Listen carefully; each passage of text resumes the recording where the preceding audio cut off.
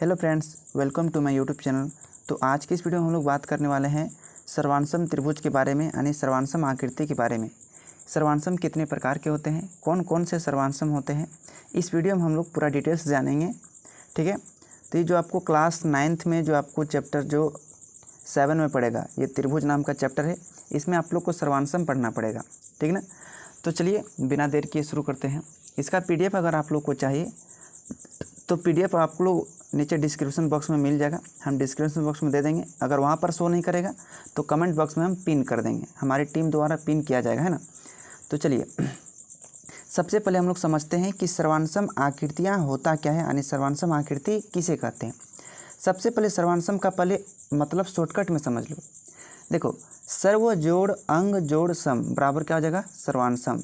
सर्व का मतलब क्या हो जाएगा, सर्व जोड़ अंग जोड़ सम बराबर क्या हो जाएगा, सर्वांसम। इसमें याद रखिएगा, सर्व का मतलब सभी, अंग का मतलब अंग, और सम माने होता है बराबर।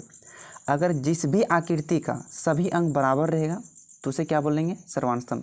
लेकिन वो आकृति बशर्ते दो ठो होना चाहिए। मान के चलिए एक त्रिभुज ये वाला है और एक त्रिभुज ये वाला है। ये दोनों त्रिभुज सर्वांसम कब बोलेंगे, जब इसकी भुजा 5 सेंटीमीटर 5 सेंटीमीटर 5 सेंटीमीटर और फिर इसकी 5 5 5 रहेगा तब। नहीं तो इसकी यदि 3 3 3 रहेगा तो ये दोनों त्रिभुज को हम लोग सर्वांसम नहीं कर सकते, क्योंकि ये छोटा हो जाएगा, ये बड़ा हो जाएगा। और आसानी समझते हैं, आपका दोनों हाथ यानी दोनों हैंड, आपका दोनों हाथ जो क्या हो जाएगा, सर्वांसम हो जाएगा। आपका दोनों पैर माने फुट क्या हो जाएगा, सर्वांसम हो जाएगा।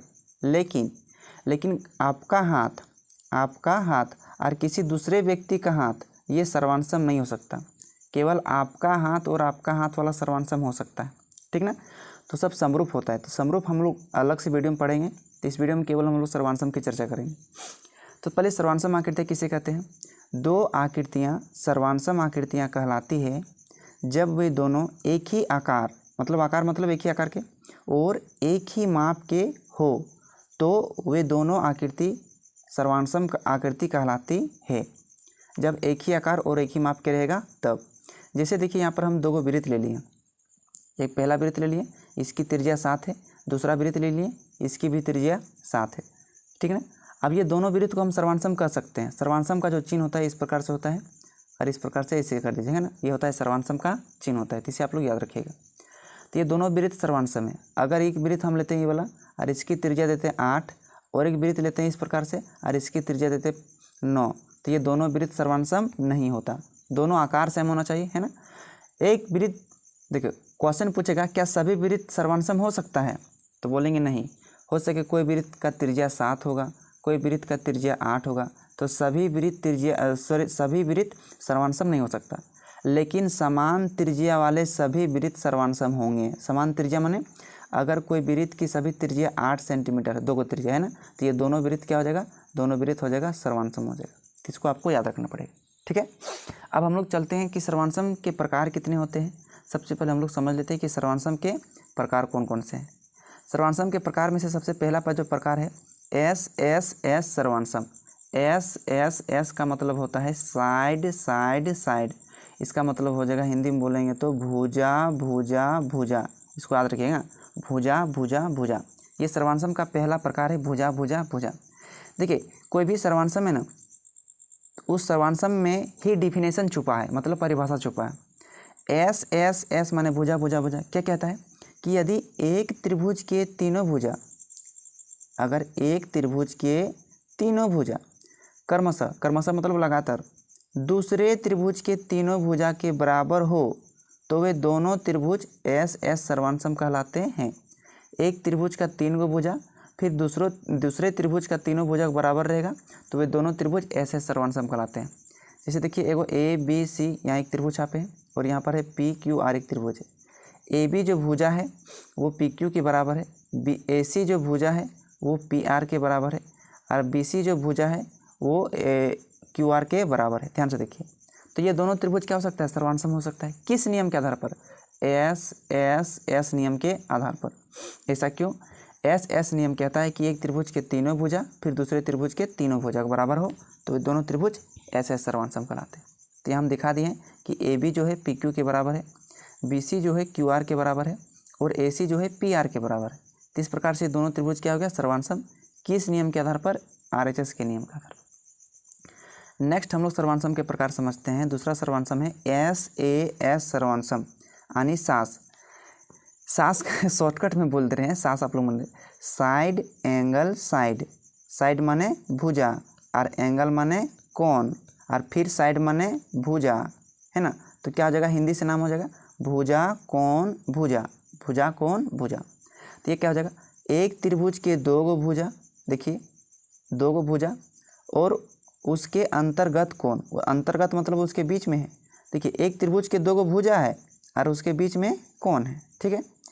क्रमशः दूसरे त्रिभुज के दो भुजा और उसके अंतर्गत कोण के बराबर हो तो वे दोनों त्रिभुज क्या हो जाएंगे, SAS सर्वांशम कहलाती है। जैसे यहाँ पर हम दिखा दिए, दो गो त्रिभुज छाप दिए हैं, एगो है ABC और एगो है PQR। तो यहाँ देखिए AB जो है PQ के बराबर है क्योंकि 5 5 है, और AC जो है PR के बराबर है क्योंकि ये दोनों 4 4 है, और बीच वाला कोण जो देखिए ये 60 डिग्री का है। मतलब दो गो भुजा है और बीच में कोण, देखिए बीच में कोण है, दो गो भुजा के बीच में कोण, फिर यहाँ दो गो भुजा के बीच में कोण। तो ये दोनों त्रिभुज क्या हो जाएगा, सर्वांशम। किस नियम के आधार पर?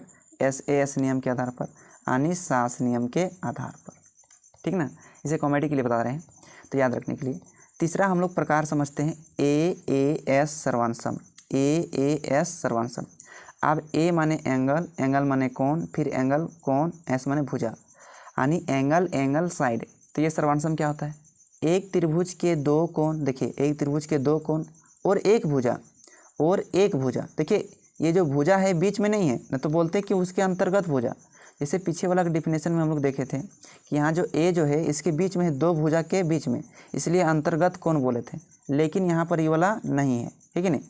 तो यहाँ पर हम बोलेंगे कि एक त्रिभुज के दो कोण और एक भुजा, क्रमशः दूसरे त्रिभुज के दो कोण और एक भुजा के बराबर हो तो वे दोनों त्रिभुज AAS सर्वांशम त्रिभुज कहलाते हैं। एग्जाम्पल के थ्रू यहाँ पर आपको लिख दिए बता दें कि एगो दो गो त्रिभुज है, दो गो त्रिभुज यहाँ पर, दो गो त्रिभुज में दो गो कोण है, एगो कोण 60 दूसरा कोण 60, ये ABC में। फिर दूसरा त्रिभुज में एगो कोण 60 दूसरा कोण 60, ये PQR में। और एक भुजा, ये भुजा नीचे वाला QR 5 तो नीचे वाला BC है 5। तो ये दोनों कोण A कोण P के बराबर है, कोण B कोण Q के बराबर है, और BC और QR के बराबर है, इसलिए दोनों त्रिभुज क्या हो गया, सर्वांशम हो गया। नेक्स्ट सर्वांशम हम लोग समझते हैं। चौथा वाला है ASA सर्वांशम, एंगल साइड एंगल, कोण भुजा कोण। अब ये सर्वांशम क्या हो जाएगा, देखिए ASA जो है ना, SAS जैसा है, SAS। तो देखिए S के जगह A दे दिए हैं और यहाँ सॉरी हाँ S के जगह A और S के जगह यहाँ पर बीच में A। तो इसका क्या हो जाएगा, एक त्रिभुज के दो कोण और उसके बीच वाला भुजा यानी उसके अंतर्गत कोण, उसी प्रकार से भुजा हो जाएगा। तो क्या हो जाएगा, एक त्रिभुज के दो कोण और उसके अंतर्गत भुजा, क्रमशः दूसरे त्रिभुज के दो कोण और उसके अंतर्गत भुजा के बराबर हो तो वे दोनों त्रिभुज ASA सर्वांशम त्रिभुज कहलाते हैं। उसके अंतर्गत भुजा होना चाहिए। तो दो गो त्रिभुज है और दोनों त्रिभुज में देखिए दो गो कोण है और उसके बीच वाला भुजा 5 है, फिर यहाँ पर दो गो कोण है 60 डिग्री का है ना, और फिर ये बीच वाला भुजा 5 है। तो दो गो कोण के बीच में एगो भुजा रहेगा और दोनों त्रिभुज में बराबर रहेगा, तो ये दोनों त्रिभुज सर्वांशम हो जाएगा। किस नियम के आधार पर, SAS नियम के आधार पर सर्वांशम हो जाएगा। नेक्स्ट समझते हैं हम लोग सर्वांशम के 5वां प्रकार में, यही सबसे लास्ट सर्वांशम में 5 ही प्रकार के सर्वांशम होते हैं। RHS, R माने राइट, राइट माने होता है समकोण, R माने राइट और राइट मतलब क्या होता है, समकोण होता है, इसको आप याद रखिएगा, ठीक है। H का मतलब हाइपोटेनियस, हाइपोटेनियस का मतलब होता है कर्ण, हाइपोटेनियस का मतलब क्या होता है, कर्ण। S मतलब साइड और साइड का मतलब होता है भुजा, साइड का मतलब क्या होता है, भुजा। तो समकोण कर्ण भुजा हिंदी से नाम। तो ये कम समकोण कर्ण भुजा कब होता है, दो समकोण त्रिभुज सर्वांशम कहलाते हैं जब एक समकोण त्रिभुज के कर्ण और कोई एक भुजा क्रमशः दूसरे समकोण त्रिभुज के कर्ण और कोई एक भुजा के बराबर हो तो वे दोनों समकोण त्रिभुज RHS सर्वांशम कहलाते हैं। मतलब RHS में क्या होगा, दो गो समकोण त्रिभुज रहेगा तभी उसको हम RHS कह सकते हैं। देखिए यहाँ पर एगो ABC है जिसमें कोण B में 90 डिग्री है, एगो त्रिभुज PQR है जिसमें कोण Q में 90 डिग्री है। तो एक त्रिभुज के कर्ण यानी एक समकोण त्रिभुज के, तो इसका कर्ण हो गया। फिर दूसरा समकोण त्रिभुज का कर्ण है। और कोई एक भुजा, या तो आप लंब ले लीजिए, है ना, या तो आप आधार भी ले सकते हैं, ज़रूरी नहीं है, कोई एक भुजा ले लो, लेकिन आपको शुरू में कर्ण पकड़ना ही पड़ेगा, है ना, शुरू में कर्ण पकड़ना पड़ेगा, उसके बाद कोई एक भुजा आप ले सकते हैं, ठीक है ना। तो RHS सर्वांसम ये हो गया। तो सर्वांसम के 5 प्रकार में 5 प्रकार आपका सर्वांसम खत्म हो गया, ठीक है। अब नेक्स्ट हम लोग समझते हैं सर्वांसम में काम आने वाली चीज़ें हैं, जिसको हम लोग बोलते हैं CPCT, या इसको बोल सकते हैं हिंदी में सर्वांसम त्रिभुज के संगत भाग। सर्वांसम त्रिभुज के संगत भाग, ये चीज़ मोस्ट इम्पोर्टेंट है, मोस्ट इम्पोर्टेंट है। देखिए CPCT को ये इंग्लिश के हिंदी नाम जो होता है सर्वांसम त्रिभुज के संगत भुजा। C माने क्रॉसपॉन्डिंग बोल सकते हैं, C माने क्रॉसपॉन्डिंग, P का मतलब हो जाएगा पार्ट्स, और यहाँ पर ऑफ आएगा, और फिर C का मतलब हो जाएगा कॉन्ग्रुएंट, और फिर T का मतलब हो जाएगा ट्रायंगल। इसको मतलब बोलेंगे corresponding parts of congruent triangle. इसका मतलब हो गया सर्वांसम त्रिभुज के संगत भाग। ये सर्वांसम त्रिभुज के संगत भाग क्या होता है, देखिए समझते हैं। सबसे पहले समझेंगे कि यदि दो गो त्रिभुज सर्वांसम हो, कोई भी दो गो त्रिभुज, अब एगो त्रिभुज तो अकेले सर्वांसम किस तरह से रहेगा, त्रिभुज तो दो गो सर्वांसम रहेगा ना। यदि दो त्रिभुज सर्वांसम हो तो उनकी संगत कोण और संगत भुजा, मतलब दो गो त्रिभुज सर्वांसम रहेगा तो उसका संगत कोण और संगत भुजा हमेशा बराबर होता है, इसमें याद रखिएगा। सर्वांसम त्रिभुज की संगत कोण और संगत भुजा हमेशा बराबर होती है, इसको याद रखना हमेशा, ठीक ना। तो देखिए यहाँ पर दो गो त्रिभुज है ABC और है PQR। दोनों त्रिभुज सर्वांसम है, किस नियम के आधार पर, SAS नियम के, क्योंकि ये 6 है तो ये भी 6 है, ये 5 भुजा वाला ये भी 5 है, और बीच में कौन 60, ये भी है 60, तो ऐसे नियम सर्वांसम है। तो इसका मतलब क्या होगा, जब भी दो गो त्रिभुज सर्वांसम होगा तो इसका संगत कोण हमेशा क्या होगा, बराबर। संगत कोण माने देखिए जैसे ये कोण B जो है कोण Q के बराबर हो सकता है, कैसे, CPCT से। क्यों, क्योंकि दोनों त्रिभुज तो हम लोग सर्वांसम कर चुके हैं ना, दोनों त्रिभुज को हम लोग सर्वांसम कर चुके हैं, तो इसका संगत कोण भी क्या हो जाएगा, बराबर हो जाएगा, ठीक ना। इसके बाद कोण C ये वाला और कोण R ये वाला बराबर हो जाएगा, कैसे, CPCT से, ठीक ना। और ये भुजा BC और ये भुजा QR, ये भुजा BC और QR भी क्या हो जाएगा, बराबर, कैसे, CPCT से। क्यों, क्योंकि जब भी दो गो त्रिभुज सर्वांसम रहेगा तो दोनों त्रिभुज के संगत कोण बराबर हो जाएंगे और संगत भुजा भी बराबर हो जाएंगे। तो ये CPCT भी मोस्ट इम्पोर्टेंट है। तो सर्वांसम जो मोस्ट इम्पोर्टेंट था त्रिभुज के लिए तो पांचों हम कंप्लीट करवा दिए, और इसका CPCT भी कंप्लीट करवा दिए। इसका PDF नीचे आपको हम कमेंट बॉक्स में पिन कर देंगे, तो वहाँ से आप लोग आराम से डाउनलोड कर लीजिएगा, ठीक है।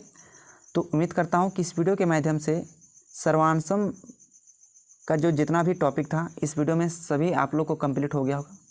अगर ये वीडियो थोड़ा सा भी आपके लिए इन्फॉर्मेटिव रहा तो इस वीडियो को एक प्यारा सा लाइक करिएगा, और आप अभी तक हमारे चैनल को सब्सक्राइब नहीं किए हैं तो हमारे चैनल को सब्सक्राइब करके बेल आइकन को प्रेस कर दीजिएगा। इसी प्रकार से हमारे चैनल पर ये वीडियो आपको हमेशा मिलती रहेगा, ठीक है। मिलते हैं किसी अगले वीडियो के साथ, तब तक के लिए धन्यवाद।